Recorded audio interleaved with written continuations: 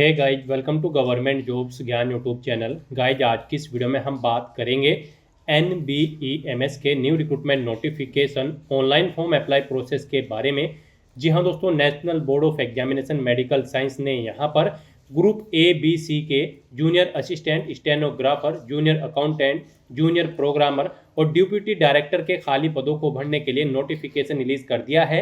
कैसे आप इस भर्ती में पार्टिसिपेट करने के लिए अपने फॉर्म अप्लाई कर सकते हो बिना कोई मिस्टेक किए हुए, इसकी पूरी जानकारी हम आपको स्टेप बाय स्टेप रजिस्ट्रेशन से लेकर प्रिंट तक इस वीडियो में देंगे। बस आपको इस वीडियो को स्किप के बिना शुरू से लेकर एंड तक देखना है। उसके बाद वीडियो पसंद आए तो इसे लाइक और शेयर कर दें। चैनल पर नए हो तो इसे सब्सक्राइब कर लें। साथ ही साथ आपको अपना फॉर्म अप्लाई करते हुए जो जो भी प्रॉब्लम फेस हो रही है उन सभी का हल आपको इस वीडियो में मिल जाएगा। तो बिना कोई वक्त गंवाए चलिए शुरू करते हैं। आपको इस वीडियो के डिस्क्रिप्शन बॉक्स में हमारी वेबसाइट IND-sarkari-naukri.in के इस पेज का लिंक मिल जाएगा। यहाँ पर आपको इस भर्ती के रिगार्डिंग सभी डिटेल्स प्रोवाइड कर दी गई है। National board of examination medical science ने यहाँ पर junior assistant stenographer, junior accountant, junior programmer और डिप्यूटी डायरेक्टर के खाली पदों को भरने के लिए नोटिफिकेशन रिलीज कर दिया है, जिसके तहत यहाँ पर टोटल 53 वैकेंसीज को भरा जाएगा। आप 7 जुलाई 2026 से 31 जुलाई 2026 तक इस भर्ती के लिए अपने फॉर्म अप्लाई कर सकते हो। यहाँ पर इस भर्ती पर अप्लाई करने की जो पहले डेट्स आई थी वो गाइज 29 जून 2026 से 20 जुलाई 2026 थी, जिनको बढ़ाकर अब यहाँ पर 7 जुलाई 2026 से 31 जुलाई 2026 कर दिया गया है। तो यहाँ पर अप्लाई की डेट्स चेंज हुई है। अब आप 7 जुलाई 2026 से 31 जुलाई 2026 तक अपने फॉर्म अप्लाई कर सकते हो। फीस पेमेंट की लास्ट डेट 31 जुलाई 2026 है। एग्जाम आपका 5 और 6 सितंबर 2026 को कंडक्ट होगा। लेवल 1 से 11 के तहत यहाँ पर आपको पोस्ट वाइज सैलरी प्रोवाइड करा दी जाएगी। एजुकेशनल क्वालिफिकेशन की अगर बात करें तो स्टेनोग्राफर की पोस्ट पर अप्लाई करने के लिए आपका 12वीं क्लास पास आउट होना जरूरी है किसी वेल रिकॉग्नाइज्ड बोर्ड से, प्लस आपकी English short hand speed 80 word प्रति मिनट होनी चाहिए और इंग्लिश टाइपिंग स्पीड आपकी 30 वर्ड प्रति मिनट होनी चाहिए। जूनियर असिस्टेंट की पोस्ट पर अप्लाई करने के लिए आपका मात्र 12वीं क्लास पास आउट होना जरूरी है किसी वेल रिकॉग्नाइज्ड बोर्ड से। डिप्यूटी डायरेक्टर की पोस्ट पर अप्लाई करने के लिए आपके पास मेडिकल डिग्री होनी चाहिए as per medical council act 1956 के। जूनियर प्रोग्रामर की पोस्ट पर अप्लाई करने के लिए आपके पास B.Tech, BCA या फिर DOEACC का B या फिर C लेवल का सर्टिफिकेट होना चाहिए, या फिर B.Tech की डिग्री या फिर BCA की डिग्री आपके पास होनी चाहिए। यहाँ पर इन डिसिप्लिन के अंतर्गत कंप्यूटर साइंस, IT या फिर इलेक्ट्रॉनिक्स या फिर किसी स्पेशलाइजेशन में कंप्यूटर से इसके इक्विवेलेंट आपके पास यहाँ पर जूनियर प्रोग्रामर की पोस्ट के लिए डिग्री होनी चाहिए। जूनियर अकाउंटेंट की पोस्ट पर अप्लाई करने के लिए आपके पास बैचलर डिग्री होनी चाहिए कॉमर्स में, जैसे कि BCom, या फिर डिग्री होनी चाहिए आपके पास मैथमेटिक्स या फिर स्टैटिस्टिक्स में। यहाँ पर आपको पोस्ट वाइज अपनी क्वालिफिकेशन चेकआउट कर लेनी है। आयु सीमा यहाँ पर आपको पोस्ट वाइज प्रोवाइड कर दी गई है। स्टेनोग्राफर के लिए 18 से 27 साल आयु सीमा है। जूनियर असिस्टेंट के लिए आपकी आयु सीमा 27 साल से कम होनी चाहिए। डिप्यूटी डायरेक्टर के लिए मैक्सिमम आयु सीमा 35 है। जूनियर प्रोग्रामर और जूनियर अकाउंटेंट के लिए आपकी आयु सीमा 27 साल से कम होनी चाहिए। यहाँ पर जनरल OBC EWS के लिए 1500 रुपये प्लस 18% GST फीस चार्ज रहेगा।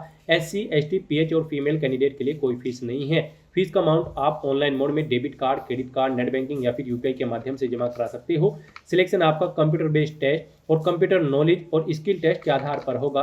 आप ऑल इंडिया से ऑनलाइन मोड में अप्लाई कर सकते हो। उसके लिए आपको इस पेज को नीचे स्क्रॉल करना है, इंपॉर्टेंट लिंक सेक्शन में आना है, ऑफिशियल नोटिफिकेशन PDF लिंक पर क्लिक करके इस भर्ती के नोटिफिकेशन को ओपन कर लेना है और इसमें से आपको सभी डिटेल्स रीड कर लेनी है और apply dates changes notice PDF पर लिंक पर क्लिक करके आपको इस भर्ती की जो डेट चेंज हुई है अप्लाई की वो चेकआउट कर लेनी है। यहाँ पर आपको इस नोटिफिकेशन में सभी डिटेल्स प्रोवाइड कर दी गई है, जैसे कि क्या पोस्ट के नाम है, कितनी उसके लिए नंबर ऑफ वैकेंसीज है, यहाँ पर क्या आपका एलिजिबिलिटी क्राइटेरिया होना चाहिए, सभी जानकारी आपको ऑफिशियल नोटिफिकेशन में दे दी गई है। आप सभी डिटेल्स यहाँ से रीड करें, उसके बाद अपने फॉर्म अप्लाई कर लें। फॉर्म अप्लाई करने के लिए भी आपको हमारी वेबसाइट के इसी पेज पर ही अप्लाई ऑनलाइन का लिंक दिया गया है। जैसे ही आप इस लिंक पर क्लिक करेंगे आपके सामने यहाँ पर national board of examination medical science का ये पोर्टल ओपन होगा। यहाँ पर आपको कुछ जनरल इंस्ट्रक्शंस दिए गए हैं, आपको इन्हें रीड आउट कर लेना है फॉर्म फिल करने से पहले। और यहाँ पर गाइड, अगर आपने पहले से रजिस्ट्रेशन कर रखा है तो आपको लॉगिन के इस लिंक पर क्लिक करना है। उसके बाद आपके सामने लॉगिन का इंटरफेस ओपन हो जाएगा। अब यहाँ पर आपको अपनी यूजर ID एंटर करनी है, पासवर्ड एंटर करना है, ये कैप्चा कोड आपको यहाँ पर एंटर करना है और लॉगिन के स्टेप पर क्लिक करते हुए आपको लॉगिन करके अपना फॉर्म अप्लाई कर लेना है। और अगर आप इस भर्ती के लिए फर्स्ट टाइम अप्लाई करने जा रहे हो तो सबसे पहले यहाँ पर आपको अपना रजिस्ट्रेशन करना होगा। उसके लिए आपको यहाँ पर रजिस्टर की ये लिंक दिया गया है, आप इस पर क्लिक करें, फिर आपके सामने कुछ इस तरह से इंटरफेस ओपन होगा। अब गाइस यहाँ पर आपसे पूछा है यहाँ पर इस भर्ती में पार्टिसिपेट करने के लिए क्या आप अपना आधार नंबर साझा करने के लिए अपनी सहमति प्रदान करते हैं। अगर करते हैं तो आप आई एग्री के इस रेडियो बटन पर क्लिक करेंगे, सबमिट के ऑप्शन पर क्लिक करेंगे, फिर आपको इस चेकबॉक्स को ओके करना है, यहाँ पर अपना आधार नंबर एंटर करना है, फिर जनरेट ओटीपी के ऑप्शन पर क्लिक करना है, फिर आपके मोबाइल नंबर पर एक ओटीपी आएगा जिससे आपका आधार लिंक है, वो ओटीपी आपको यहाँ पर एंटर करते हुए नेक्स्ट प्रोसेस के लिए प्रोसीड करना है। इस तरह से यहाँ पर आपका आधार ऑथेंटिकेशन हो जाएगा। और गाइज अगर आप यहाँ पर अपनी सहमति प्रदान नहीं करते हैं तो बस आपको यहाँ पर क्लोज के ऑप्शन पर क्लिक कर देना है और फिर यहाँ पर आपको अपना बेसिक इन्फॉर्मेशन प्रोवाइड करते हुए रजिस्ट्रेशन करना है। सबसे पहले यहाँ पर आपको अपना पोस्ट सेलेक्ट करनी है, जिस पोस्ट के लिए आप अप्लाई करना चाहते हैं आप पोस्ट सेलेक्ट करें, फिर यहाँ पर आपको अपना नाम एंटर करना है। उसके बाद आपको अपना नाम एक बार फिर से एंटर करके कंफर्म कर लेना है। फिर यहाँ पर आपको अपना जेंडर सेलेक्ट करना है, अपनी कैटेगरी सेलेक्ट कर लेनी है, आप जिस कैटेगरी से बिलोंग करते हैं। क्या आप यहाँ पर फिजिकली रूप से डिसेबल्ड हैं, यानी कि आपको कोई विकलांगता वगैरह है, अगर है तो आप यस करेंगे और फिर यहाँ पर अपनी डिसेबिलिटी का प्रकार सेलेक्ट करेंगे, सब डिसेबिलिटी देंगे। और यहाँ पर अगर नहीं है आप डिसेबल्ड, आपको फिजिकली चैलेंज नहीं है, शारीरिक रूप से आप विकलांग नहीं है, तो आप सिंपली नो ऑप्शन सेलेक्ट कर लेंगे। फिर यहाँ पर आपको अपनी डेट ऑफ बर्थ सेलेक्ट करनी है, अपनी नेशनलिटी आपको सेलेक्ट कर लेनी है, फिर यहाँ पर आपको अपनी 10वीं क्लास का रोल नंबर एंटर करना है। उसके बाद आपको अपना मोबाइल नंबर यहाँ पर एंटर करना है, उसे एक बार फिर से एंटर करके कंफर्म कर लेना है। अपनी ईमेल आईडी आपको यहाँ पर एंटर करनी है, उसे भी एक बार फिर से एंटर करके कंफर्म कर लेना है। और उसके बाद आपको जनरेट ओटीपी के इस ऑप्शन पर क्लिक करना है। फिर आपके सामने कैप्चा ऑथेंटिकेशन मोड ओपन होगा। अब आपको ये कैप्चा कोड यहाँ पर एंटर करना है और उसके बाद फिर आपको सबमिट के ऑप्शन पर क्लिक करना है। फिर यहाँ पर आपके मोबाइल नंबर और ईमेल आईडी पर ओटीपी आए होंगे, वो ओटीपी आपको यहाँ पर एंटर करने हैं और वैलिडेट के ऑप्शन पर क्लिक करते हुए आपको अपना मोबाइल नंबर और ईमेल आईडी यहाँ पर वैलिडेट कर लेने हैं। उसके बाद आपको डिक्लेरेशन सेक्शन में ये कैप्चा कोड यहाँ पर एंटर करना है, आई एग्री के चेकबॉक्स को ओके करना है और उसके बाद फिर आपको रीवेरीफाई के इस ऑप्शन पर क्लिक करना है।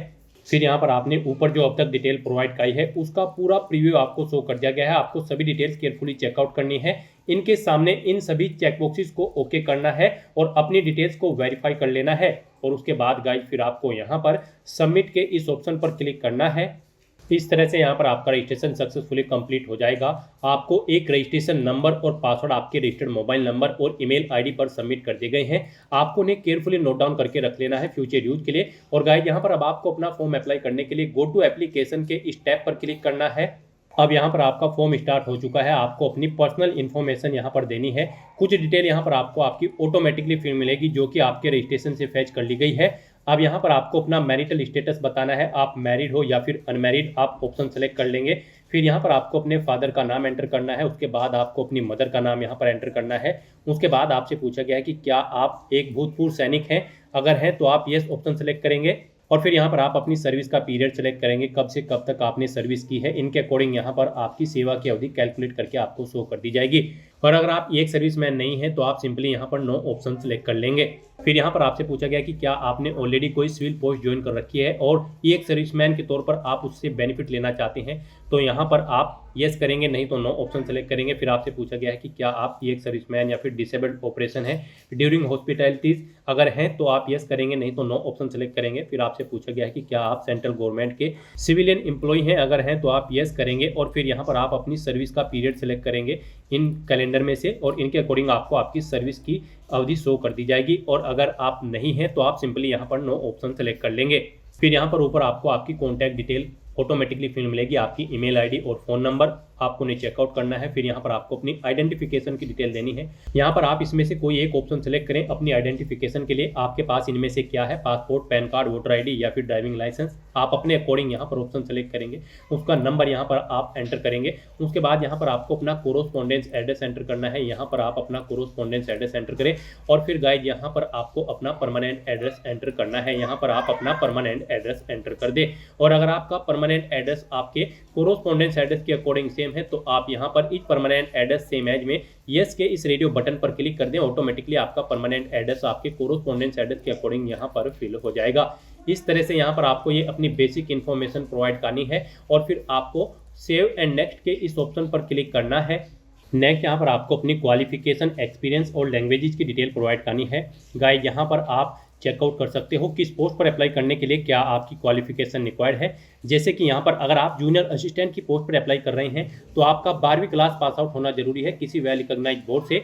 और अगर आप स्टेनोग्राफर की पोस्ट के लिए अप्लाई कर रहे हैं तो यहाँ पर आपका 12वीं क्लास पास आउट होना जरूरी है किसी वेल रिकॉग्नाइज बोर्ड से।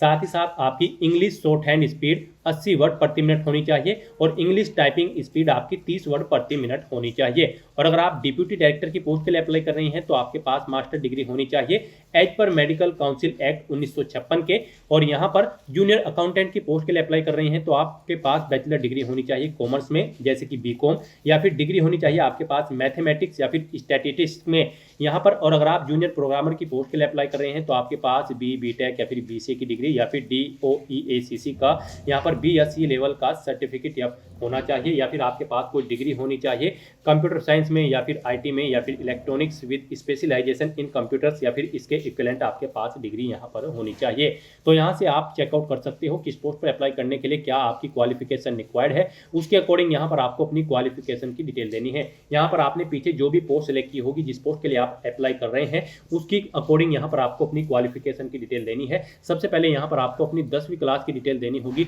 यहाँ पर 10वीं क्लास की डिटेल आपको सभी पोस्ट के लिए प्रोवाइड करनी होगी और 12वीं क्लास की डिटेल। तो यहाँ पर सबसे पहले आपको पाठ्यक्रम का नाम सेलेक्ट कर लेना है 10th। उसके बाद यहाँ पर आपको बोर्ड का नाम देना है जिस बोर्ड से आपने अपनी 10वीं क्लास पास आउट की है। फिर यहाँ पर आपको अपने स्कूल का नाम देना है। उसके बाद यहाँ पर आपको आपका 10वीं का रोल नंबर ऑटोमेटिकली फिर मिलेगा जो पीछे आपने प्रोवाइड कराया होगा। उसके बाद यहाँ पर आपको अपनी परसेंटेज बतानी है, आपने 10वीं क्लास में कितने % मार्क्स ऑब्टेन कर रखे हैं। फिर यहाँ पर आपने कब इसे पास आउट किया है अपनी 10वीं क्लास को, वो ईयर आपको यहाँ पर सेलेक्ट कर लेना है। उसके बाद यहाँ पर आपको सब्जेक्ट एंटर करने हैं अपनी 10वीं क्लास के 1 2 3 4 5 सब्जेक्ट यहाँ पर आपको अपनी 10वीं क्लास के एंटर करने हैं। आपके पास 10वीं क्लास में जो सब्जेक्ट थे वो सब्जेक्ट यहाँ पर आप एंटर करें। उसके बाद यहाँ पर आपको अपनी 12वीं क्लास की डिटेल भी सेम ऐसे ही प्रोवाइड करनी है। इसमें भी आपको सबसे पहले पाठ्यक्रम का नाम सेलेक्ट करना है 12th। उसके बाद यहाँ पर आपको बोर्ड का नाम एंटर करना है जिस बोर्ड से आपने अपनी 12वीं क्लास पास आउट की है। स्कूल का नाम देना है जिस स्कूल से आपने पास आउट की है। कितने % मार्क्स आपने ऑब्टेन किए हैं वो यहाँ पर आपको एंटर करने हैं। पासिंग ईयर यहाँ पर आपको सेलेक्ट कर लेना है, कब आपने अपनी 12वीं क्लास पास आउट की है। फिर आपको अपनी 12वीं के सब्जेक्ट्स यहाँ पर एंटर कर देने हैं। इस तरह से यहाँ पर आपको अपनी 12वीं क्लास की डिटेल देनी है। फिर यहाँ पर अगर किसी पोस्ट के लिए ग्रेजुएशन रिक्वायर्ड है तो आप अपनी ग्रेजुएशन की डिटेल भी यहाँ पर सेम ऐसे ही प्रोवाइड कर सकते हैं। यहाँ पर भी आपको पहले डिग्री सेलेक्ट कर लेनी है, जो भी डिग्री आपके पास है। फिर यहाँ पर आपको पाठ्यक्रम का नाम देना है, यानी कि वो डिग्री का नाम देना है, जैसे कि BA BCom BSc जो भी आपने ग्रेजुएशन में किया है वो यहाँ पर आप एंटर करेंगे। यूनिवर्सिटी का नाम एंटर करेंगे, कॉलेज का नाम एंटर करेंगे। यहाँ पर फाइनल ईयर का रोल नंबर आप अपना एंटर करेंगे, ग्रेजुएशन का मार्क्स की % आप देंगे और फिर यहाँ पर आप बताएंगे कब आपने अपनी ग्रेजुएशन पास आउट की है। अपनी ग्रेजुएशन के सब्जेक्ट यहाँ पर आप एंटर कर देंगे। इस तरह से यहाँ पर आपको अपने सब्जेक्ट एंटर करते हुए अपनी ग्रेजुएशन की डिटेल भी दे देनी है। फिर यहाँ पर आपको सेम ऐसे ही अपनी पोस्ट ग्रेजुएशन की डिटेल देनी है। यहाँ पर अगर आपके पास इनसे ज़्यादा कोई सब्जेक्ट है ग्रेजुएशन में तो आप ऐड न्यू सब्जेक्ट के ऑप्शन पर क्लिक करके सब्जेक्ट के लिए एक और कॉलम यहाँ पर ऐड कर सकते हैं, उसमें सब्जेक्ट की डिटेल प्रोवाइड कर सकते हैं। इस तरह से यहाँ पर आपको अपनी ग्रेजुएशन की डिटेल प्रोवाइड करनी है। फिर आपको यहाँ पर पोस्ट ग्रेजुएशन की डिटेल अगर प्रोवाइड करनी है, अगर आप किसी पोस्ट के लिए अप्लाई कर रहे हैं उसके लिए पोस्ट ग्रेजुएशन रिक्वायर्ड है तो सेम ऐसे ही यहाँ पर आप अपनी पोस्ट ग्रेजुएशन की डिटेल्स प्रोवाइड कर सकते हैं। उसके बाद अगर आपके पास कोई प्रोफेशनल क्वालिफिकेशन है तो उसकी डिटेल भी आप सेम यहाँ पर ऐसे ही प्रोवाइड कर सकते हैं, जैसे ग्रेजुएशन की हमने आपको बताई है उसी के अकॉर्डिंग यहाँ पर आपको इनकी अपनी प्रोफेशनल क्वालिफिकेशन की डिटेल भी प्रोवाइड कर देनी है। अगर आपके पास कोई प्रोफेशनल क्वालिफिकेशन है और वो किसी पोस्ट के लिए रिक्वायर्ड है, और अगर आपके पास यहाँ पर ये क्वालिफिकेशन नहीं है, ये रिक्वायर्ड नहीं है जिस पोस्ट के लिए आप अप्लाई कर रहे हैं, तो फिर आपको इन सेक्शंस को ऐसे ही खाली छोड़ देना है। उसके बाद यहाँ पर अगर आपके पास कोई IT क्वालिफिकेशन है, आप किसी पोस्ट के लिए रिक्वायर्ड है, तो उसकी डिटेल आप देंगे कि क्या आपको कंप्यूटर MS ऑफिस का ज्ञान है, तो यहाँ पर आप येस या नो अपने अकॉर्डिंग ऑप्शन सेलेक्ट करेंगे। अगर आप यहाँ पर नो करेंगे तो आप फिर आप एलिजिबल नहीं होंगे। अगर किसी पोस्ट के लिए ये रिक्वायर्ड है तो यहाँ पर आपको येस ही ऑप्शन सेलेक्ट करना होगा। फिर आपसे पूछा गया है अन्य कंप्यूटर कौशल का विवरण, यदि आपको कोई अन्य कंप्यूटर स्किल है तो उसकी डिटेल यहाँ पर आप एंटर कर सकते हैं। फिर यहाँ पर अगर आपको एक्सपीरियंस है तो आप अपने एक्सपीरियंस की डिटेल यहाँ पर प्रोवाइड कर सकते हैं। यहाँ पर आपको अपना नाम देना होगा, एड्रेस देना होगा, डेजिग्नेशन पोस्ट का नाम देना होगा जिस पोस्ट पर आप कार्यरत थे। फिर यहाँ पर आपको डेट सेलेक्ट करनी होगी, किस डेट से किस डेट तक आपने सर्विस की है। उसके बाद आपको नेचर ऑफ ड्यूटी यहाँ पर अपनी देनी है, जॉब छोड़ चुके हैं तो इसे छोड़ने का कारण देना है। इन डेट्स के अकॉर्डिंग यहाँ पर आपके एक्सपीरियंस कैलकुलेट करके आपको शो कर दिया जाएगा कितने ईयर और मंथ और डेज आपने यहाँ पर सर्विस की है। इस तरह से यहाँ पर आपको अपने एक्सपीरियंस की डिटेल प्रोवाइड करनी है। और गाइज अगर आपको एक्सपीरियंस नहीं है तो इस सेक्शन को आप यहाँ पर खाली छोड़ दें। यहाँ पर अगर आपको एक से ज़्यादा जगह वर्किंग एक्सपीरियंस है तो आप ऐड न्यू रो के इस ऑप्शन पर क्लिक करेंगे। सेम ऐसा ही एक और सेक्शन यहाँ पर शो होगा, उसमें आप अपने एक्सपीरियंस की डिटेल प्रोवाइड करते हुए यहाँ पर अपने एक्सपीरियंस ऐड कर देंगे। इस तरह से यहाँ पर आपको 1 बाय 1 करके अपनी डिटेल देनी है। उसके बाद यहाँ पर आपको अपनी लैंग्वेज की डिटेल देनी है। यहाँ पर आपको हिंदी और इंग्लिश लैंग्वेज रीड राइट और स्पीक आनी चाहिए। इंग्लिश भी आपको रीड राइट स्पीक आनी चाहिए। उसके बाद आप कोई अन्य लैंग्वेज जानते हैं तो यहाँ पर आप एंटर करें और उसकी जानकारी यहाँ पर दे दें, उसे आप रीड राइट स्पीक क्या करना जानते हैं। इस तरह से यहाँ पर आपको अपनी क्वालिफिकेशन, एक्सपीरियंस और लैंग्वेज की डिटेल देनी है। और फिर गाइड आपको यहाँ पर सेव एंड नेक्स्ट के इस ऑप्शन पर क्लिक करना है। नेक्स्ट यहाँ पर आपको अपने डॉक्यूमेंट अपलोड करने हैं। गाइड यहाँ पर आपको अपना पासपोर्ट साइज फोटो अपलोड करना है और आपको अपना रियल टाइम फोटो कैप्चर करना है। साथ ही साथ यहाँ पर आपको अपनी सिग्नेचर अपलोड करने हैं। 10वीं क्लास का सर्टिफिकेट यहाँ पर आपको अपलोड करना है आयु प्रमाण पत्र के तौर पर। उसके बाद यहाँ पर आपको अपनी 12वीं क्लास का सर्टिफिकेट भी अपलोड करना है।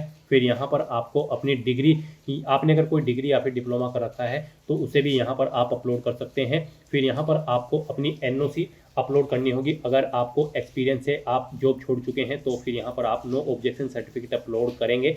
और फिर गाइड यहाँ पर आपको अपना कैटेगरी सर्टिफिकेट अपलोड करना होगा। अगर आप रिजर्व कैटेगरी से बिलोंग करते हैं, रिजर्व कैटेगरी से बिलोंग नहीं करते हैं तो फिर इसे आपको अपलोड नहीं करना होगा, ये ऑप्शन आपको नहीं मिलेगा। और फिर गाइड यहाँ पर आपको अपना कोई एक पहचान पत्र अपलोड करना होगा, जैसे कि पासपोर्ट या फिर वोटर ID कार्ड या फिर पैन कार्ड या फिर ड्राइविंग लाइसेंस। यहाँ पर आप अपने अकॉर्डिंग अपना कोई एक डॉक्यूमेंट अपलोड करेंगे। इनके लिए आपको गाइडलाइन दी गई है, जैसे ही आप जो भी डॉक्यूमेंट अपलोड करेंगे उसके सामने आपको क्लिक हियर टू अपलोड का ऑप्शन दिया गया है। जैसे ही आप इस ऑप्शन पर क्लिक करेंगे यहाँ पर आपको आपके उस डॉक्यूमेंट के लिए गाइडलाइन दी गई है। जैसे कि यहाँ पर जब आप अपना फोटो कैप्चर करेंगे तो आप click here to capture photo के इस ऑप्शन पर क्लिक करेंगे और अपने वेब कैमरा के थ्रू अपना लाइव फोटो कैप्चर कर लेंगे।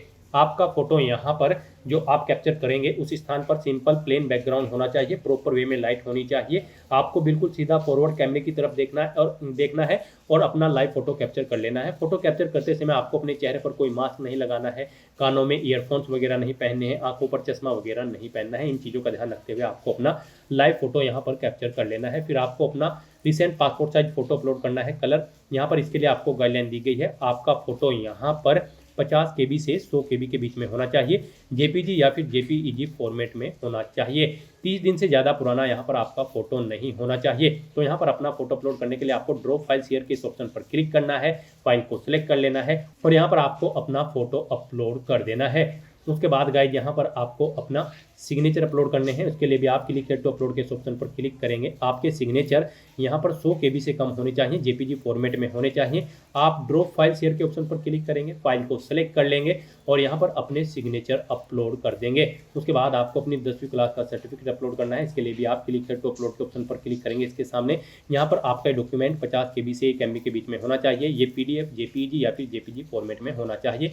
आप ड्रॉप फाइल शेयर के ऑप्शन पर क्लिक करेंगे, फाइल को सेलेक्ट करेंगे और अपने यहाँ पर ये डॉक्यूमेंट भी आप अपलोड कर देंगे। उसके बाद आपको अपनी 12वीं क्लास का सर्टिफिकेट अपलोड करना है। इसका साइज भी 50 KB से 1 MB के बीच में रखा गया है। यहाँ पर आपके बाकी के जो डॉक्यूमेंट है उनका साइज 50 KB से 1 MB के बीच में रखा गया है, वो आपको PDF, JPG या फिर JPEG फॉर्मेट में अपलोड करने हैं। तो आप क्लिक हियर टू अपलोड के ऑप्शन पर क्लिक करें, ड्रॉप फाइल शेयर के ऑप्शन पर क्लिक करें और 1 बाय 1 करके अपने इन सभी डॉक्यूमेंट्स को यहाँ पर अपलोड कर दें। फिर आपको यहाँ पर व्यू के लिंक मिलेंगे, जिन पर क्लिक करके आप यहाँ पर अपने इन सभी डॉक्यूमेंट्स को व्यू कर ले। उसके बाद यहाँ पर आपको अपने टेस्ट सेंटर सेलेक्ट करने हैं। यहाँ पर आप अपनी चॉइस के अकॉर्डिंग 2 टेस्ट सेंटर सेलेक्ट करें अपनी चॉइस के अकॉर्डिंग। उसके बाद यहाँ पर आपको आपकी कैटेगरी के अकॉर्डिंग एप्लीकेशन फीस का अमाउंट शो कर दिया जाएगा। गाइस जैसे कि हम आपको ऑलरेडी बता चुके हैं, जनरल OBC EWS कैंडिडेट के लिए 1500 रुपये फीस है प्लस 18% GST और SC ST PH female candidate के लिए कोई फीस नहीं है। तो यहाँ पर आपको आपकी कैटेगरी के अकॉर्डिंग एप्लीकेशन फीस का अमाउंट देखने को मिल जाएगा। फिर आपको डिक्लेरेशन सेक्शन में आना है, इन सभी डिटेल्स को रीड आउट कर लेना है, इन चेकबॉक्सेस को ओके करना है। उसके बाद आपको ये कैप्चा कोड यहाँ पर एंटर करना है और फिर गाइस आपको यहाँ पर प्रीव्यू के ऑप्शन पर क्लिक करते हुए अपने एप्लीकेशन फॉर्म का पूरा प्रीव्यू चेकआउट कर लेना है। कहीं पर कोई मिस्टेक है तो आप बैक बटन पर क्लिक करके एडिट कर सकते हैं और अगर सभी चीज़ें ओके होंगी तो बस आपको सबमिट के इस ऑप्शन पर क्लिक करना है। इस तरह से यहाँ पर आपका एप्लीकेशन फॉर्म सक्सेसफुली सबमिट हो जाएगा अगर आप रिजर्व कैटेगरी से बिलोंग करते हैं। और अगर आप अनरिजर्व कैटेगरी से बिलोंग करते हैं तो पहले आपको फीस पेमेंट करना होगा, जो कि आप debit card, credit card, net banking या फिर यूपीआई के माध्यम से कर पाओगे। यूपीआई आपके लिए बेस्ट ऑप्शन रहेगा, आप यूपीआई का ऑप्शन यूज करते हुए अपना फीस पेमेंट कर दें। फिर यहाँ पर अनरिजर्व कैटेगरी कैंडिडेट का भी फॉर्म सबमिट हो जाएगा। फॉर्म सबमिट होने के बाद आप सभी कैंडिडेट के सामने कुछ इस तरह से इंटरफेस ओपन होगा। यहाँ पर गाइज अब आपको प्रिंट योर एप्लीकेशन फॉर्म के इस ऑप्शन पर क्लिक करते हुए अपने एप्लीकेशन फॉर्म का एक हार्ड कॉपी या फिर सॉफ्ट कॉपी प्रिंट आउट ले लेना है, फ्यूचर यूज के लिए, फ्यूचर रेफरेंस के लिए। तो दोस्तों ऐसे आप national board of examination medical science NBEMS group A, B और C की इस भर्ती के लिए अपने फॉर्म अप्लाई कर सकते हो बिना कोई मिस्टेक किए हुए। आज की इस वीडियो में बस इतना ही। आई होप ये वीडियो आपको पसंद आई होगी। अगर पसंद आई हो तो इसे लाइक और शेयर करें, चैनल पर नए हो तो इसे सब्सक्राइब कर लें। Thanks for watching.